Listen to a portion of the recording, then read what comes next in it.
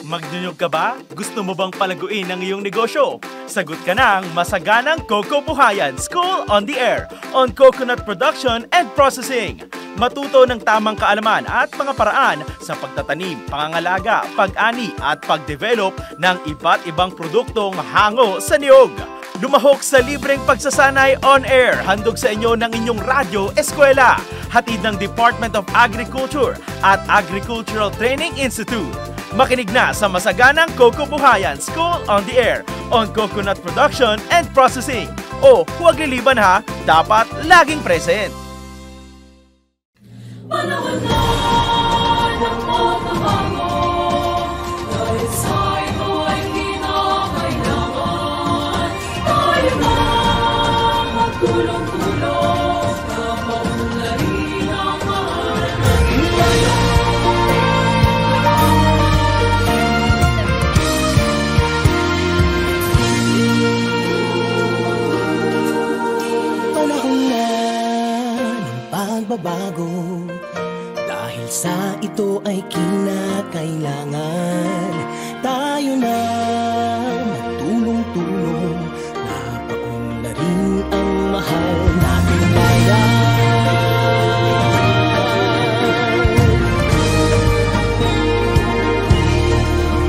Panahon na magbabago, at ayos ang mga dapat ayusin. Dapat lang maging tungkulin ng bawat mamamayan dito sa atin. Ng pagbabago patungo sa pag-asenso, magsikap ng mabuti at nang guminhawa tayo. Malaki natin sa mundo at ipamalas ang bagong Pilipino at bagong Pilipinas.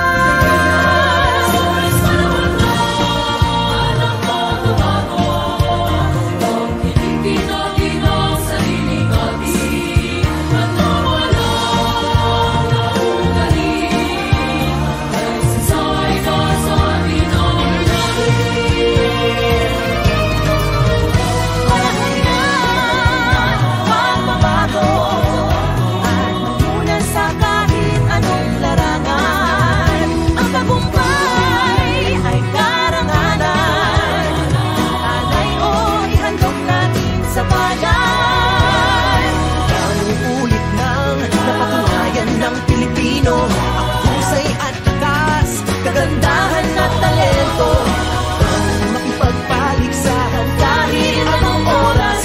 Bagong Pilipino at bagong Pilipinas.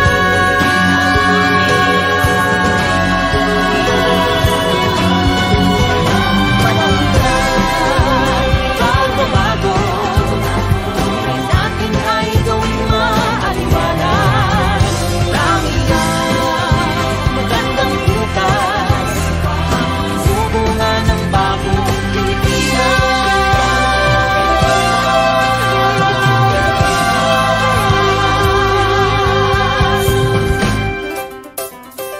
Panahon na.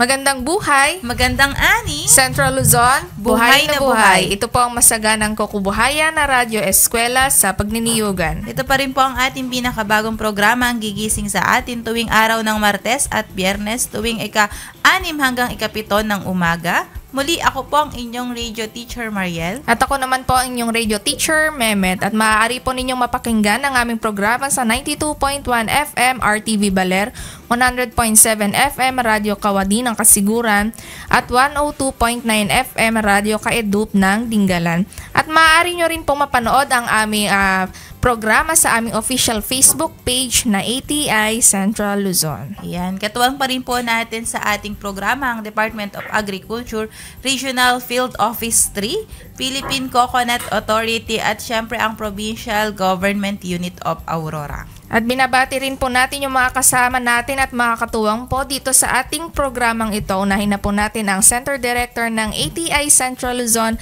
na si Dr. Joey A. Bilarmino, Regional Executive Director ng DARFO3 na si Dr. Eduardo L. Lapus Jr., ang Regional Manager 3 ng Philippine Coconut Authority na si Mr. Dennis D. Andres, ang Governor ng Province ng Aurora na si Honorable Reynante A. Tolentino at ang Provincial Agriculturist ng Aurora na si Sir Arnold A. Novicio. Sa lahat po ng mga kapartner natin dito na mga ahensya sa pagpapatupad ng CFIDP. Yan, binabati rin natin partner yung ating mga taga-pakinig at taga-panood via Facebook Live na talaga namang masugid na nanonood at nakikinig via radio.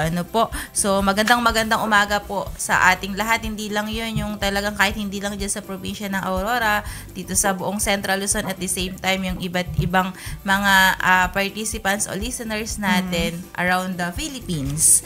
So maya-maya po ay matatalakay po natin patungkol pa rin sa isang napakagandang topic, yung good agricultural practices, at makakasama natin, ipapakilala natin mamaya ang ating talagang mahusay na resource person at talaga naman I'm sure magiging informative yung ating talakayan mamaya. Kaya wag po kayong aalis, magbabalik pa rin po ang masaganang Kokobuhayan Radyo Eskwela sa Pagniniyogan.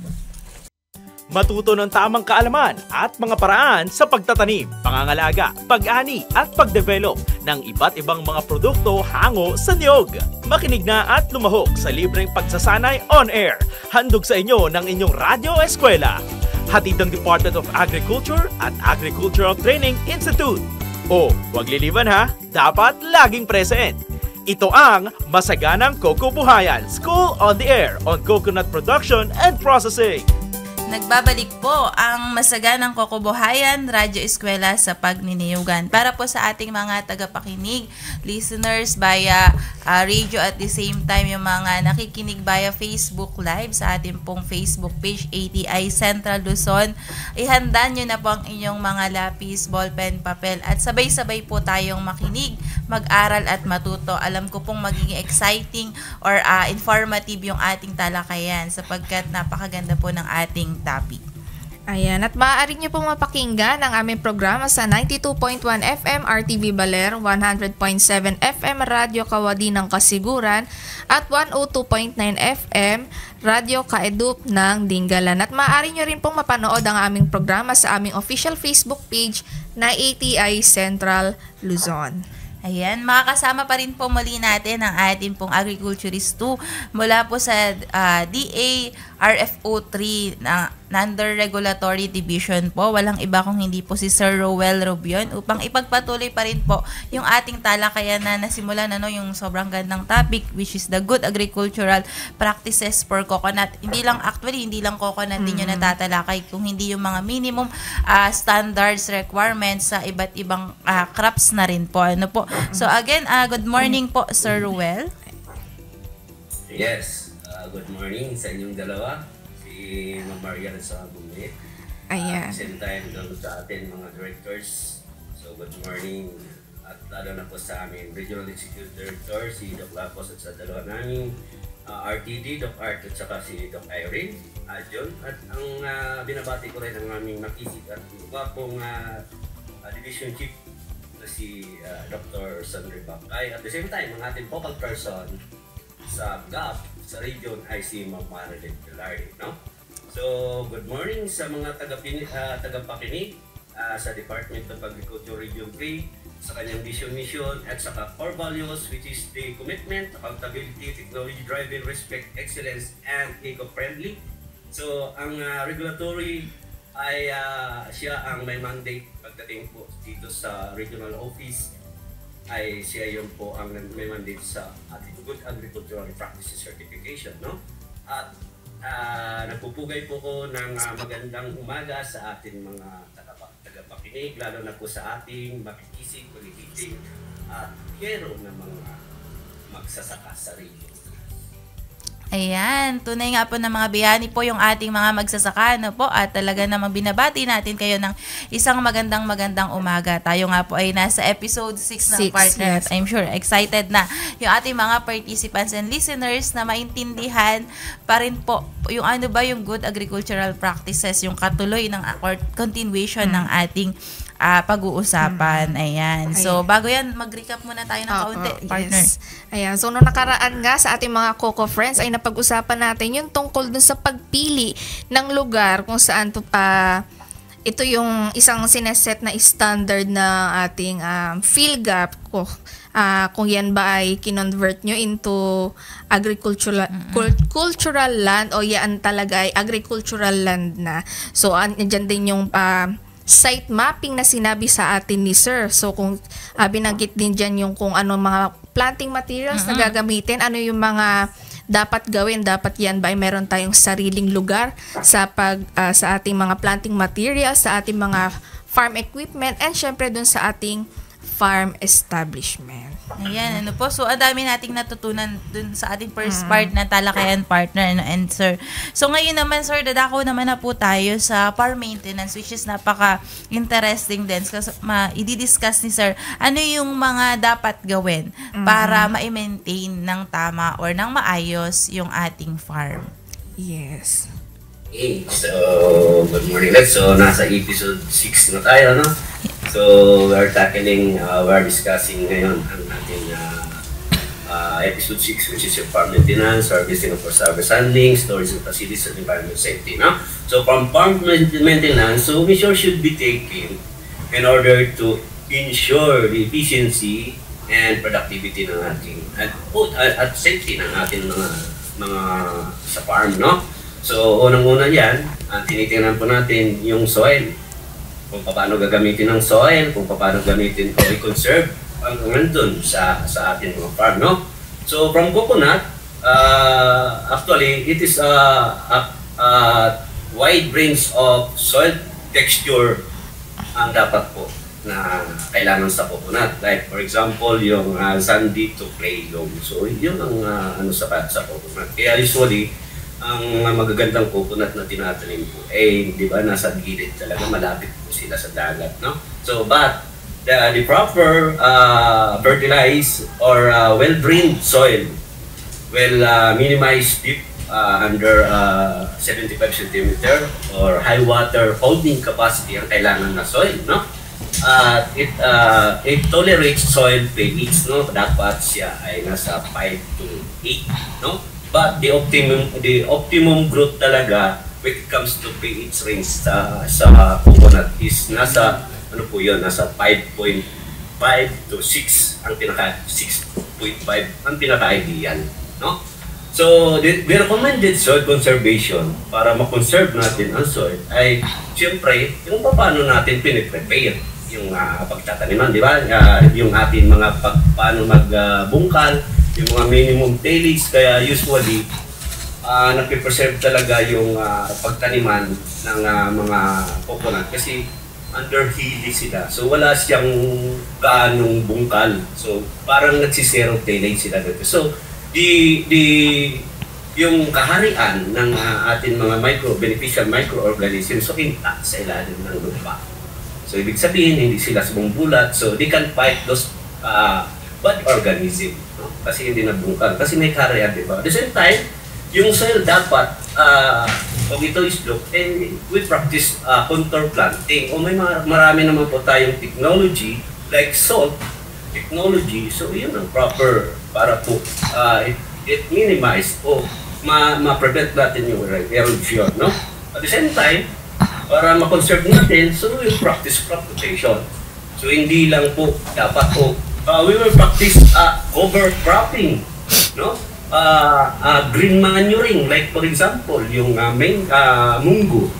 So pwede natin yan as a source of nitrogen para ma-conserve, no? O mulching, o kalimitan kasi minsan yung mga farmers natin, actually, hindi na nila, bawal talaga sa good agricultural ang magsunog. Dahil meron na po tayong batas dyan. So, bawal magsuso. Ang ginagawa nila, ini-intact na lang po nila para magiging, parang imamulch pa to conserve the moisture of the soil, no? At the same time, it should be integrated, so mulching should be integrated in the crop production practices. So, sa practices talaga, i-practice po nila yan to conserve the soil, no? At the same time, in order to remove and maintain soil structural depth, no, minimize soil compact and soil erosion pag practice natin ng mga ganito good agricultural practices. No? Okay? So, pagdating naman po sa fertilizer, kasi kasama po sa farm maintenance, no? Ang fertilizer and soil and maintenance. So, ang general requirements, no? To optimize nutrient use and minimize nutrient losses. So, ang farm, no, should apply the correct amount of fertilizer. So, meaning, pag nag-apply kayo o when you follow the standard set para po sa coconut po, ay kailangan magpa-soil analysis before planting. No? Para malalaman natin kung ano kulang. No? At it will lessen the production cost of farmers. No? So, dapat i-apply niya yung correct amount, no, ng fertilizer para hindi siya based on the recommendation from soil laboratory or from lab analysis. Di ba meron na tayong mga LCC ng mga ganito, pero required po talaga yung soil laboratory analysis, no, para malaman talaga na a certain amount that is kulang po sa ating mga lupa, no. So if fertilizer are sourced commercially, no, so daily kailangan maggamit siya only registered organic man yan or inorganic fertilizer ay dapat registered ang ginagamit to avoid the risk of heavy metals, no, or contamination. Kasi usually ang organic fertilizer talaga ang may mandato po diyan ay yung box, no. So dati kasi yan ngayon nag-iwalay na pag organic. So, mag-register ka sa box. So, titingnan mo po yan ay ginagamit na organic is from box. So, from FPA naman, ayun may organic fertilizer natin, no? So, makikita naman dyan sa website, no? So, list of registered soil amendments used should be always recorded. So, meaning, pag nag-apply ka ng Good Agricultural Practice Certification, recording is very important for traceability. No? Okay. So, paggamit naman ng organic fertilizer, i-encourage talaga natin sa mga owners ng farm, sa mga coconut farm na dapat for sustainability use, no, sa farm para hindi nabibili. So, mag-practice sila ng composting. So, makapag-lessen ng production cost. But, ang kanilang dapat organic composting, it should be located away from the processing, storage area, or from drinking or farm water source. Kasi ang risk of contamination is very high, no? Kasi dapat si farmers ay lalo na po sa mga vegetables. So very strict kami pagdating kasi yung mga raw na kinakain.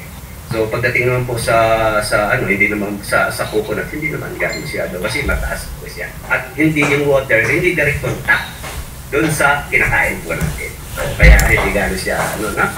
So from production procedures such as composting, so meron din pinapractice na mga solarization, heat drying should be designed kasi pag gumawa tayo ng compost tapos pag may seepage diretso sa ating production area, may contamination.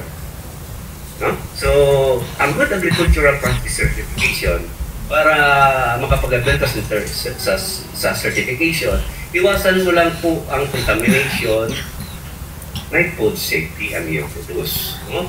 So, to reduce pathogens, to tolerate limits, the manure at saka biosolids po, kailangan nasa tamang lugar ang paglalagyan. No? So, when it comes naman po sa pag-maintain po ng water, the risk of chemicals and biological contamination of products from water use, so irrigation, fertilizer application, and chemical washing, treatment, cleaning, so ayan mga ito, so dapat po i-assist po dapat ni farmers to lessen the contamination. No? So like for example, yung sa dumping site, o yung septic tank, o either po yung wastewater from toilet. Di ba pag naliligo tayo, so aagos, saan pupunta ang agos? So pag hindi natin binigyan po ng pansin, may contamination na mangyayari. Okay, so untreated solid water waste should not be used for irrigation pag hindi siya na field care. No? Okay. Ayun. So, kita naman natin, ang sabi nga ni Sir, yung pinaka-word doon bago yung para ma-ensure talaga na maiwasan yung, or ma-ensure natin yung food safety, maiwasan yung cross-contamination, mapa sa tubig man yan, sa lupa. Sa And lupa. bahalaga doon, partner, is yung soil analysis. Tama, Sir? Ano po? Ayan. Sir, may itatanong lang po ako. Nabanggit nyo kanina na dapat yung mga farmer natin, yung mga coconut farmer natin ay gumamit dapat na mga rehistradong pataba. So, if ever, sir, meron ba kayong maisasabi sa ating mga farmers kung paano nila malalaman or makukuha yung mga registered na mga pataba po? Yes, ma'am. Okay, so from organic fertilizer po, automatically, meron naman pong website po siya. Makikita po niyo kung ay registered o either po siya ay OCCP third party certified. At the same time, yung usually naman ating mga chemicals naman po ay CFA naman po. So, available po yan sa website at na-identify naman po natin kung ano naman talaga ang mga inorganic fertilizer na usually ginagamit ng farmers. Ayan. So, maraming salamat po, sir. And hopefully, doon sa mga nakikinig natin na coconut farmers, available daw po yan sa BAFS website. So, ang BAFS po ay BAFS website po. Doon nyo po makikita yung mga registered fertilizer na po pwede nating gamitin. Ayan. So, makikita din nila sa FPA website, partner. So, Opo, maraming ayan. website. Kailangan i-check natin kung ano ba yung, ito ba'y updated. So, makipag-ugnayan lang po tayo. Ayan, po. So, nabanggit na nga ni Sir kanina yung patungkol sa farm maintenance, soil and soil conservation, at the same time yung fertilizer and soil amendments na kinakailangan po sa ating good agricultural practices. So, ngayon dadako naman po tayo sa harvesting and post-harvest handling. So, ano po ba yung mga right procedures or process pagdating dito po sa ating GAP Coconut? Okay, so before tayo pupunta dun, ma'am, i-express ko lang ulit. Yung pagdating po sa management ng coconut. So before tayo pupunta dun sa harvesting. So, ang pagpili kasi ng coconut, so ang soil tillage, it is very beneficial effect sa coconut yield sa pagpili ng pagmamanage ng ating coconut, kasi nagpo-provides na frequently, dapat not too frequently or too deeply po ang pagtatanim o pagbubungkal ng lupa, dapat, at sa pagtatanim kasi pagmamanage mo yan, dapat pag nagtanim ka, hindi yung kung ano lang ang laki ng nuts, yun ang mabubutasin mo. So, kailangan meron kong space allowance para yung malambot pa na ugat, it will penetrate the soften, yung malambot na lupa. Kasi kung matigas yan, it will not penetrate kaagad. Mahirapan si coconut na i-penetrate yung matigas na lupa. Not unlike doon sa buhagag. So, ang root establishment po is very important sa pag-grow, sa first penetration ng. Kasi yung first establishment ng root system sa ilalim. So dapat, kung nagbubutas, medyo malalim, ay malapad. At hindi lang po, kung ano lang ang laki ng nuts, yun lang po ang itatanim ang bubutasin natin.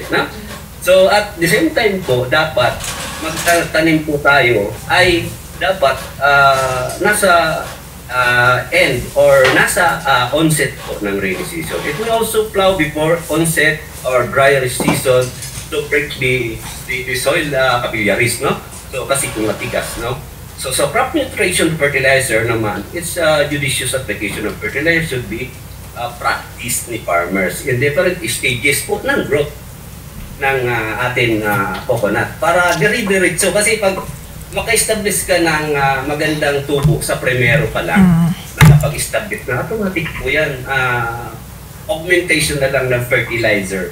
Like for example, those macro elements, di ba?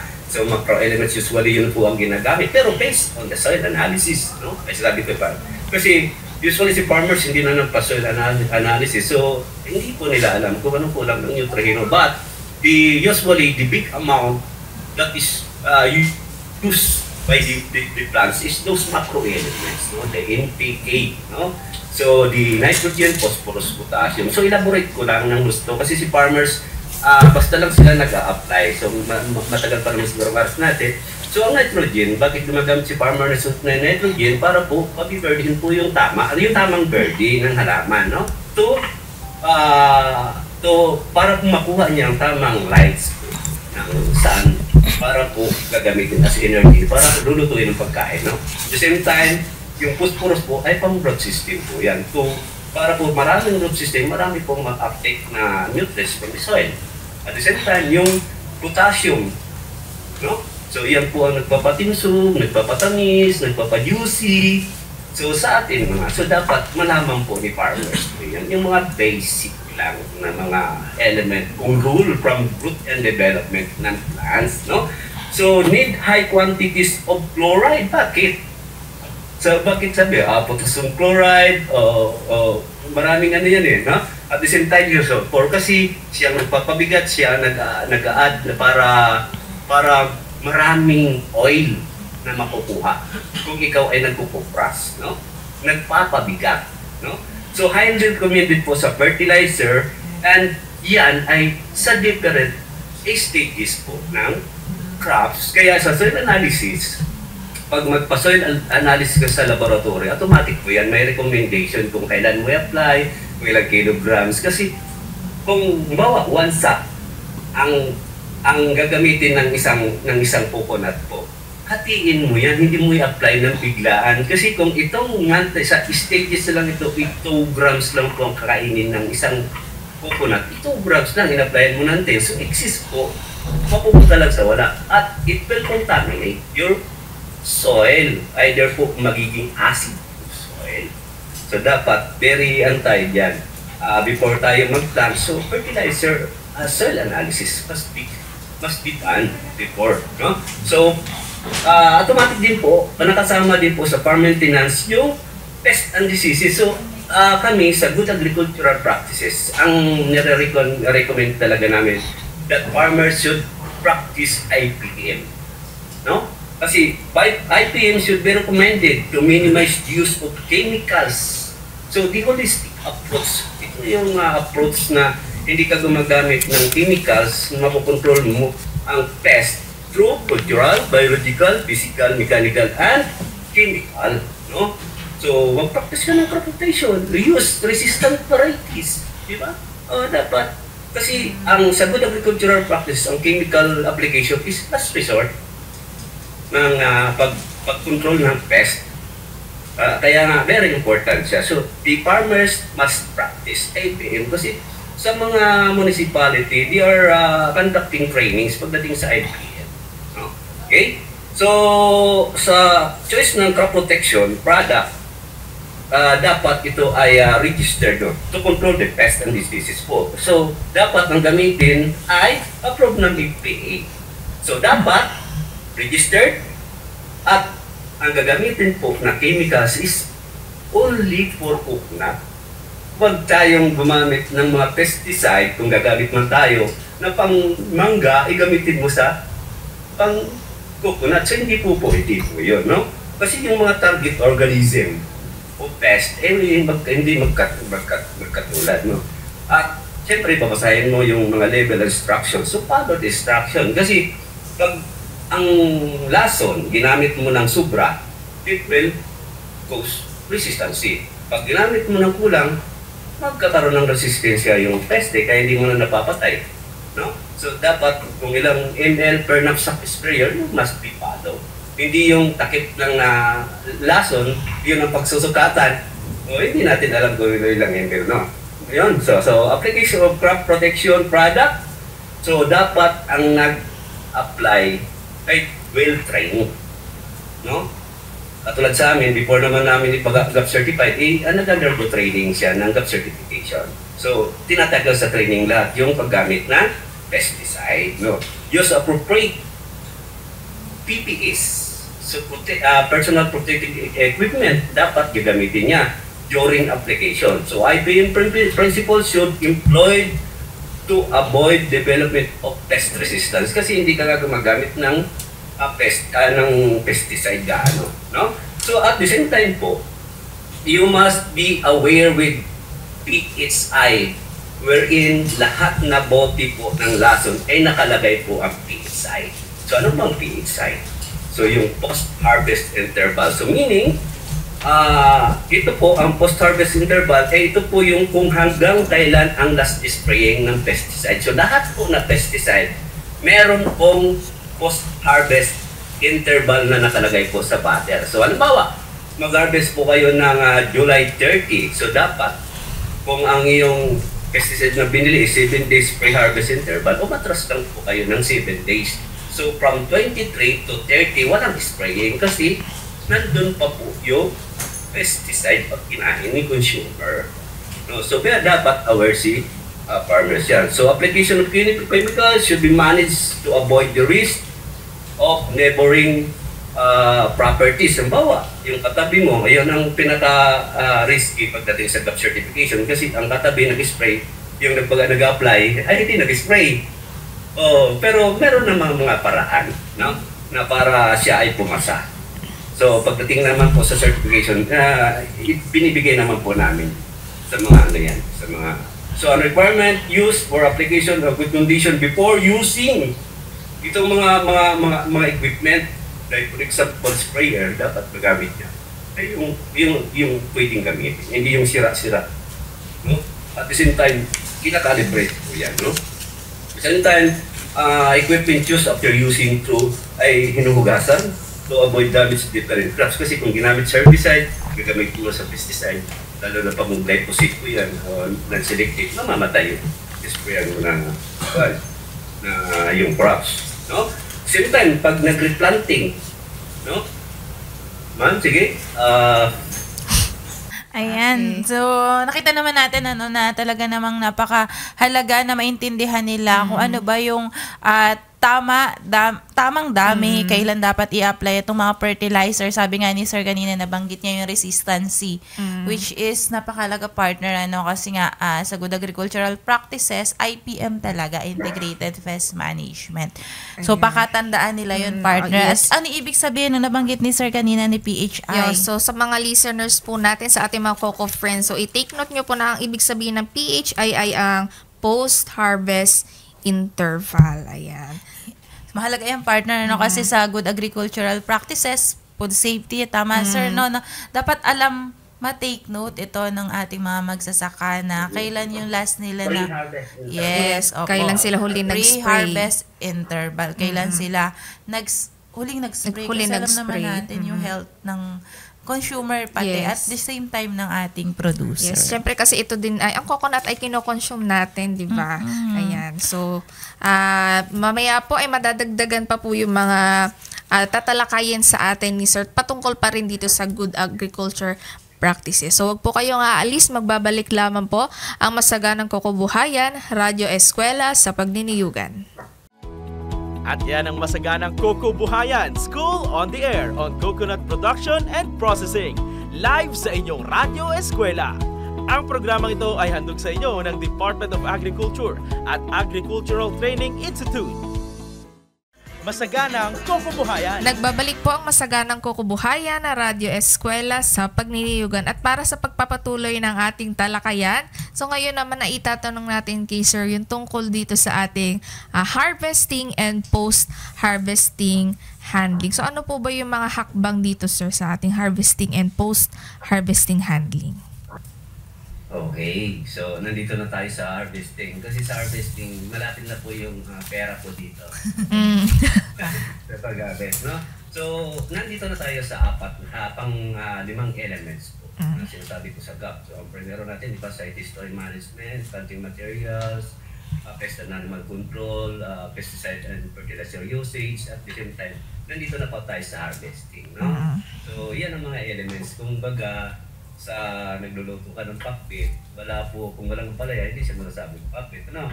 So, nandito na itong apat. So, sa harvesting and post-harvest, sa coconut, be productive through the year nyo po. So, ang normal bearing po, depende po sa varieties, no?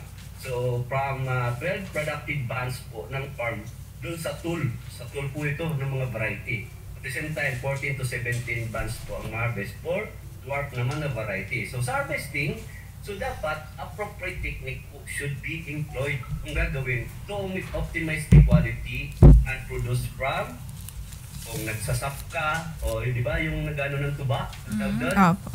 O tapos kung ang gusto mo na product mo is fruits, so depende naman sa fruits, pwede naman kung buko, pwede rin po yung oil, di ba? Yung oil, yung ano na gata. So dapat may pinapractice pa dapat na techniques yan kasi masisiraan po si farmers. So, kawawa naman. So, from SAP po, recommended. So, kung ano ka ng tuba, so healthy bearing dapat yung close pa ang inflorescence po ng proper bending. Kasi kung ipersa mo siyang ibibend, mawawala yung katas.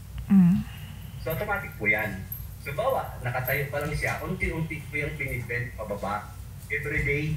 So, may tali po siya sa dulo everyday. Kasi kung binigla mo siyang pabababain, payuyukuin para sahurin mo yung sap niya, walang kakatas. Hindi siya malakas ang tulot ng katas para maging tuba, no? So dapat proper bending, no, to prevent breakage and minimize sap yield, no? Need sharp ng cycle kasi isang hiwa lang yan. So manipis lang po ang paghiwa everyday. Basta umakyat, kukunin yung law at kukunin yung katas, hiwain ulit yan ng manipis, ng matalim na cycle. So tutulo ulit.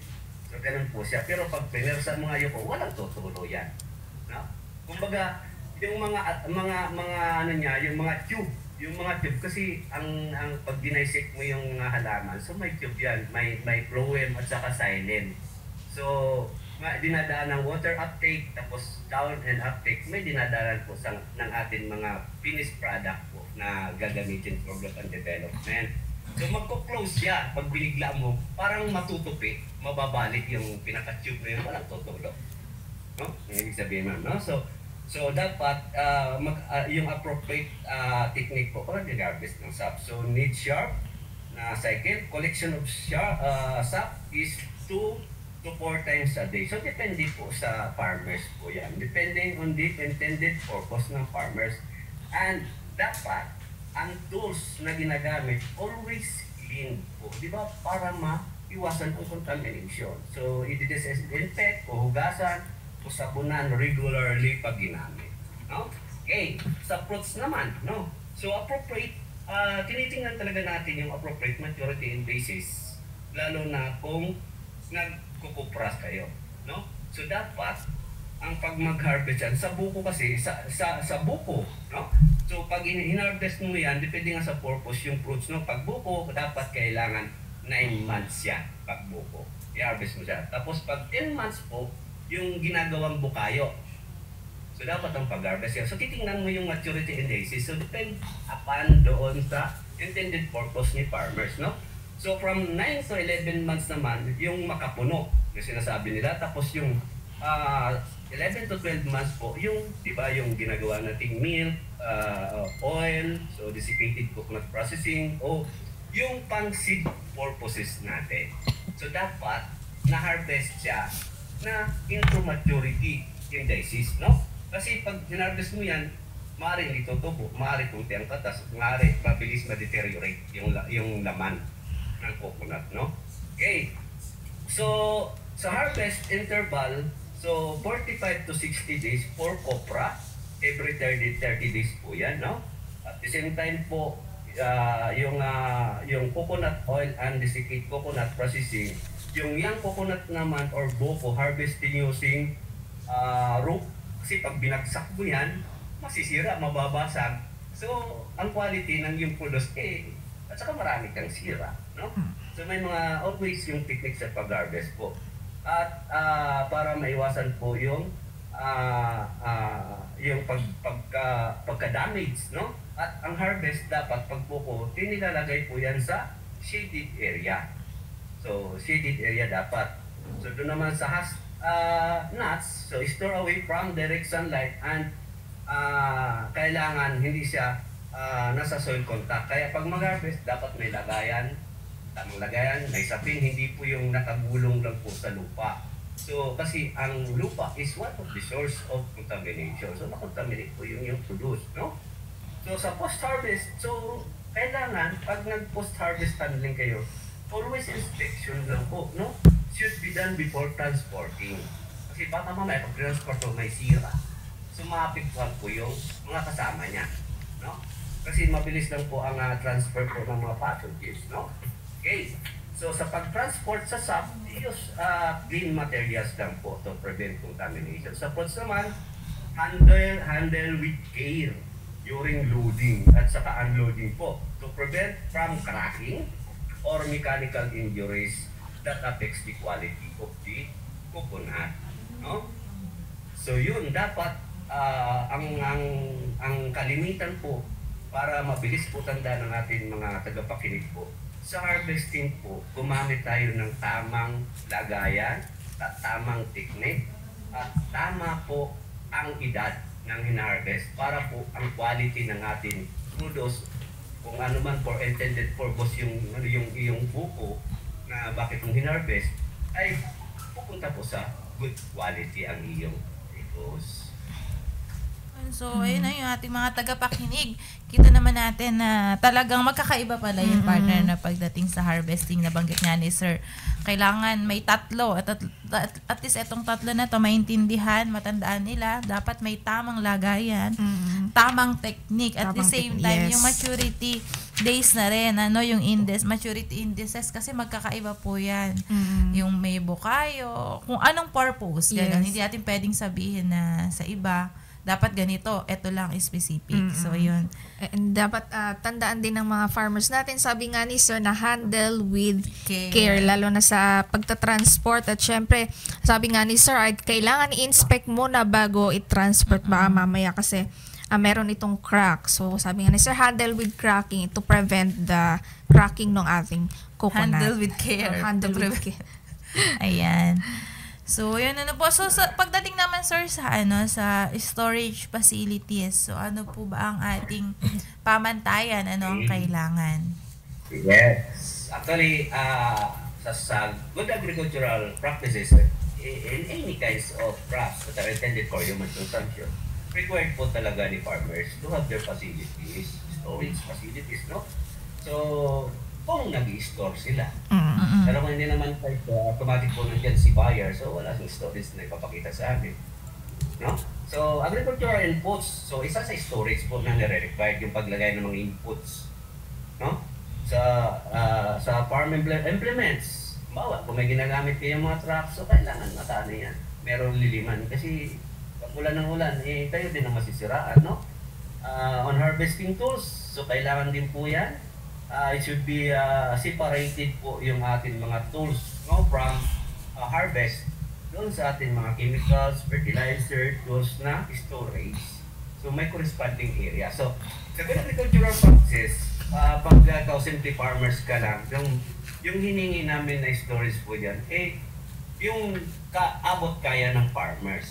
So meaning, may lagayan lang po kayo ng pesticide, ang gawin nyo lang po kubo, tapos may 4 na sulok ang kubo.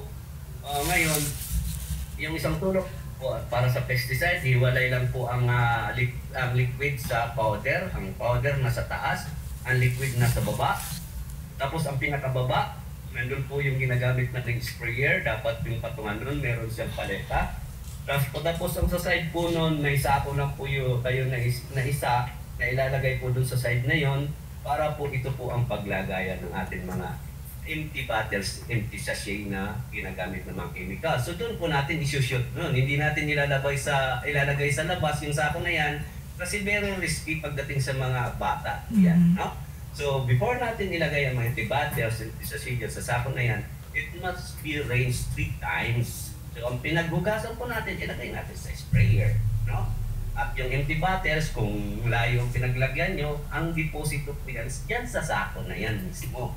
Pag puno na yan, either po na pwede natin isauli sa ating mga pinagbilan na agri-supply o either po meron pong mga hazardous chemicals po dyan na MRF sa ating barangay or may mga ordinansa po sa inyong munisipyo na hinahakot po yan na every twice a month. So, ganun ang disposal. Kasi sabi ko nga, very risky pagdating po sa chemicals. So, dapat may proper segregation at may proper po na standard kung paano mo itatapon. Kasi small patak lang po ng pesticide from the soil, it will contaminate our water table and dirt. So, kamusta naman po tayo na umiinom ng tubig? Kaya always mineral tayo ngayon no? At the same time po, yung kabila pong side, ay doon na po ilagay natin yung ating mga fertilizer. Paleta lang po yan. Lagyan lang ng paleta, tapos doon na po ilalagay ang fertilizer. Kasi usually si farmers, ordinary farmers, kung ano lang po ang kaya nilang bilhin para i-apply nila nitong araw rito, yun lang ang pipilihin. So hindi sila nag-i-stock ng marami dyan. No? Pinakaano po yan, hindi sila nag-i-stock ng marami. No? Pero sa mga malalaki, required talaga namin yung magandang storage. No? At the same time, sa kabila, nagamit na natin yung dalawang sulok, sa kabila naman po yung mga tools na ginagamit during our production sa coconut. So ano ba mga tools? Kita, di ba, pala, rake, kung ano man yung ginagamit, dapat doon din sa side na yon. No? At ang susunod po niyan, since na nag-apply tayo ng pesticide, dapat may protective equipment like face mask, kapote, sombrero, bota. So dapat doon ang paglalagyan. So sa isang sulok, sa isang kubo, automatic pag binuksan ko ang loob niya, nandun na po ang requirements, ang protocols, ang storage na hiningi ng good agricultural practices. So required pa rin po yung segregation ng basura. No? So ang basura, segregation ng basura, doon lang po natin ilagay sa labas ng kubo. Sabit natin yung 3 sako, may nakasulat po yung nabubulok, hindi nabubulok, recyclable. Sa si farmers. No? Napakasimple. Kaya hindi mahirap ang GAP certification as long as they follow the protocols and standard practice advice. No? Okay. So a storage area will be well ventilated po. Kailangan umaagos po yung lumalabas po, pasok po yung hangin. No? And designed from for the cleaning sa pag-spill, di ba? Pag may natapon, so mabilis mo siyang linisin, no? Sa mga tapos, kailangan po siya free from waste. So, kailangan malinis. Kasi baka kung madumi, it is also a breeding ground of pests and diseases para mag-multiply doon. No? Okay. Ang susunod po niya, sa storage of chemicals. So, ang storage of chemical must be separated from living quarters ng ating mga magsasaka o either po sa bahay na magsasaka, no? Dapat nakahiwalay po yan. Source of water dapat malayo, no? Yung atin where the products handled o ating mga storage ng ating mga produce, so dapat magkahiwalay yan. At it should be labeled accordingly and kailangan may mga signages. So doon sa 4 na sulok, may free naman kami na signages po dyan na binibigay sa farmers. So yun lang po ang palubag-loob ng regulatory, yun lang po ang nahingi namin sa BPI. Kasi po sa Department of Agriculture under regulatory po ang GAP, wala po kaming pondo pagdating po talaga sa GAP. No? So kami ay humihingi lang sa atin mga banner programs only to accommodate our magigiting na farmers that they are willing to have their GAP certification. No? Okay, yun ang mga tips lang. So hindi siya mahirap. Okay, ayan. So, ayan. So, when it comes naman sa storage facility, so, take note po natin yung nabanggit ni Sir, although, hindi naman kailangan, Sir, malaki yung magiging storage facility ng different agricultural inputs, farm implements, harvesting tools. Basta ang dapat i-consider lang ng mga farmers natin ay dapat magkakahiwalay ang mga ito. Yes. Tama po. Yun. So, nabanggit nga rin ni Sir kanina, kahit kubo, as long as properly labeled, at syempre alam naman natin na talagang source of contamination kung magkakaroon ng mixing. So, pakatandaan po natin yan. So, ngayon naman, Sir, dako naman po tayo sa environmental safety, yung ating pinakalas na topic for this episode. Okay. So, ito pinaka-last natin na environmental safety, no? So, kasi doon sa atin 4 na modules, di ba, yung 4 na modules natin, number 1 is produce quality, number 4 safety, number 2 produce quality, at number 3 natin yung environmental management of safety. So, to prevent the possible ecological balance, no, so dapat pangalagaan natin yung ating environment. Kasi sa atin ngayon, sa ating generation, okay pa, pero kamusta naman po yung next generation? So, yung, ang pangangalaga po ng ating environment, hindi po para sa atin, para po sa anak natin na yan, para sa anak natin, sa mga anak natin. No? So, farmers should use biological control that are authorized by for the cultivation, no? So, marami naman tayo, lalo sa coconut nung nagka-infestation, diba yung sinasabi nila yung scale insect, no? So, napakataas ng coconut po, hindi mo pwedeng ma-sprayhan yan, no? So, anong ginawa po nila, no? So, gumamit sila ng biocontrol agent para po papatayin yung sinasabi ng scale insect, no? Either po mga metaration po siguro yun, no? So, should be accordingly with approved instruction for the intended purpose po, para po hindi po masisira yung environment. At magko-comply po siya sa regulation. So, marami tayong regulation po na mga ordinansa, mga Republic Act na to prevent our, para mapangalagaan ang ating environment. No? Okay. Same time po, yung mission should control the wild, para po yung mga wild animals. Like for example, ang pinaka-controversy pagdating po dun sa coconut, na they are using synthetic, no? Na nakakapatay dun sa pollinators. So kaya nga medyo iniwasan nila, kaya sabi nila gumamit sila ng mga biocontrol agent. Kasi ang application from the root system. So pag na-take ng root system po ng coconut, diretso po patungo dun sa bulaklak ang penetration ng pesticide. Ngayon, ang ating mga bees pollinators doon kakain ng mga katas ng bulaklak. So mamamatay yung bees. Kaya na nilisen po nila ang paggamit. Usually nilisen nila ang paggamit. Kasi sabi ko nga, sa good agricultural practices po, last resort na po yung paggamit ng pesticide. No? So yun, para mapangalagaan natin ang ating environment. Ayun, so napakahalaga po, no, sir, tama nga sabi ni sir, for future generation, hindi man sa ngayon, pero kailangan nating alagaan, last resort, Yes. sa mga IPM, di man siya totally wala na pesticide or chemicals, but still, kung pinaka last na natin siyang gagamitin, gawin muna natin mga cultural and other methods na possible nating gawin bago tayo pumunta dun sa ating last resort, which is the chemical, to prevent din po yung syempre yung pwedeng mangyari po dun sa ating ecological balance, ano. So yun tatandaan nila ng ating mga magsasaka or ating mga farmers sa coconut. Ayan. So, nabanggit nga din ni Sir na pwede kasi mapatay yung mga natural pollinators natin, which is napakahalaga niya dyan sa ating production ng coconut. Ayan. Baka may dadagdag pa po kayo, sir, patungkol dito sa environmental safety or instruction or pwedeng sabihin sa ating mga may bawal po ba? Farmers. Okay, so actually, ay madadagdag ko na lang talaga na usually it is ginagawa talaga ni farmers, yung bawal po talaga magsunod pagdating sa agriculture. So meron na po tayong Republic Act dyan, yung solid waste management. So ipa-practice po na.